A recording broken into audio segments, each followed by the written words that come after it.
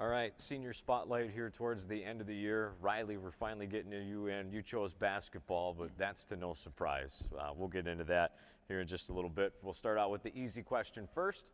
Who's mom and dad? Mom and dad is Steph and Bruce Brockmeyer, and then Randy Ashburn. All right, now you love basketball. There's no secret to that. What is it that drew you to basketball when you were a kid? Was it a family member, or did you just pick up a basketball and love it, watch it on TV? What's the backstory there? Yeah, so I mean, ever since I was a kid, I mean, it's always been fun, and I mean, it's something you can do by yourself, and I mean, whenever you're sitting in the house, and people who know me know I don't really enjoy reading in my spare time, so I'll just go outside and play by myself, whatever. Get some friends over, we'll play in the street. It's something you can do whenever you want, and I mean, Absolutely. just what I like about it.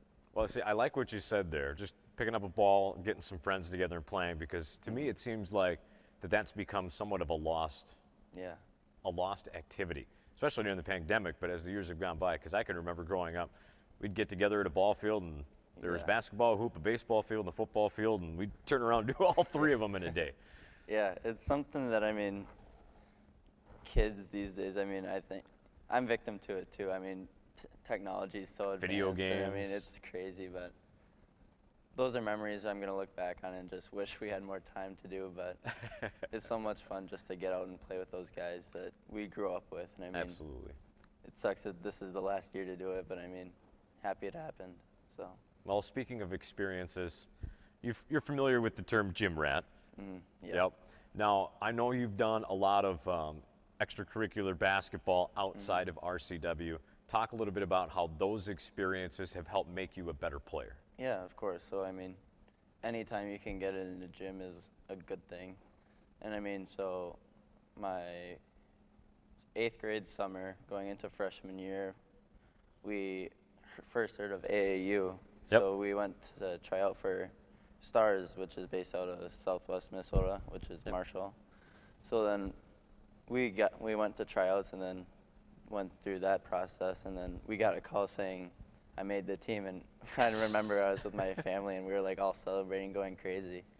And I mean, going into that year I was so nervous, and I mean, not knowing what to expect, and I mean, it was just a blast, and I mean, we got to experience that for all 4 years with the guys down there, and I mean, Drew Segedal, I know him pretty well. Well, I was going to lead me to my next. Talk about some of those relationships that you've made. Yeah. I remember you saying there was the Medelia kid who was basically your size. You guys were like identical, and playing against each other in a different sport. Talk about some of those relationships that you developed. Yeah. So Jay Sean from Medelia, he's a heck of a kid. I mean, he's a year younger, and he's already got his 2,000 points. So I mean, congrats to him too. And I mean, all the guys that I build the connection with through the Stars, I mean, it's just a bond that we'll always have, and I mean, it was an incredible experience.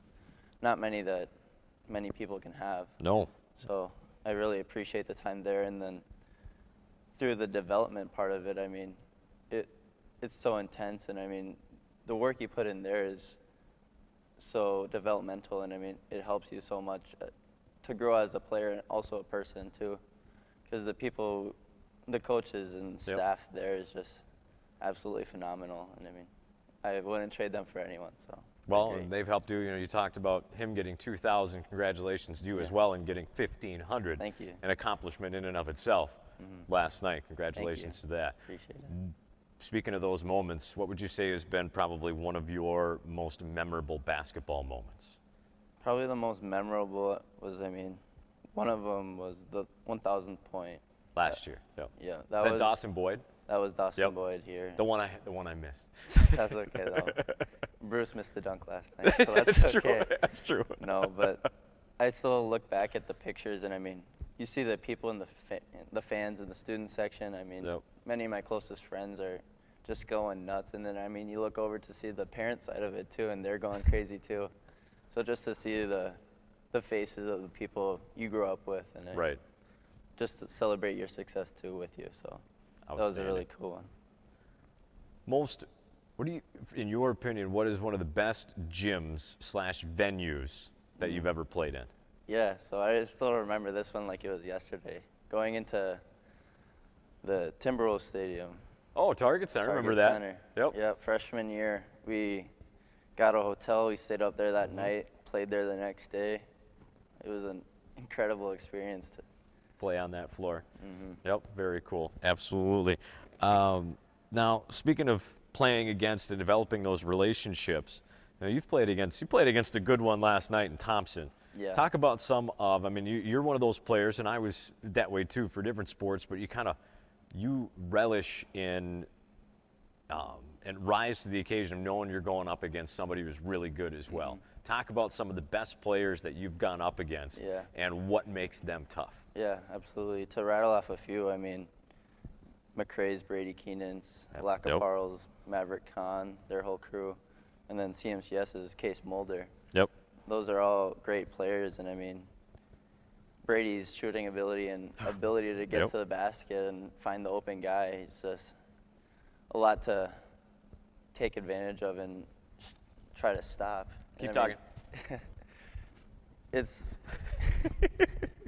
a lot to deal with for sure. And then Maverick Khan is his ability to get into the rebounds and get the spot for the rebounds, and just the sheer size of him is. You can't impose your will on a guy like that like you can in other games, can you? Yeah, no.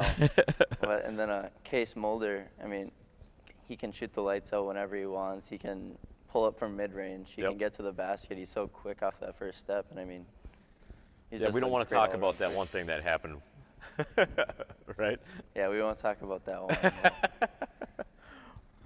What does so when it comes to moving on to the next level, what does Riley Ashburn bring to the table for potential college? What are they going to get with you? Yeah, so I think my athletic ability and my size and my length, and I mean, my size at the guard position too is what I think really helps me stand out from other players too. And you've learned a lot and developed in that position this year as well. Yeah, and I mean, just because you're 6'4" doesn't mean you're going to be a post in the small towns where the tallest guy is maybe 6'3" or whatever. But no, Stars definitely helped me out with that and having that guard ability and be able to handle the ball. But then also defensively, I think one of my strongest attributes is being able to play multiple positions defensively and be able to guard the guards or the bigs. But I think my passion to it, I mean, being able to. That's what I was going to say next. What about Riley Ashburn, the person? Yeah, I feel like once you have that connection with your teammate around you, and I mean, just being able to feed off their energy and vice versa, just being able to flip the switch and changing the momentum of the game, I think. Well, and from what I've heard from Coach Hunter Cook and Schrupp and the guys going through is that you listen well, you're there to learn, you're willing to accept the coach's advice and make yourself better.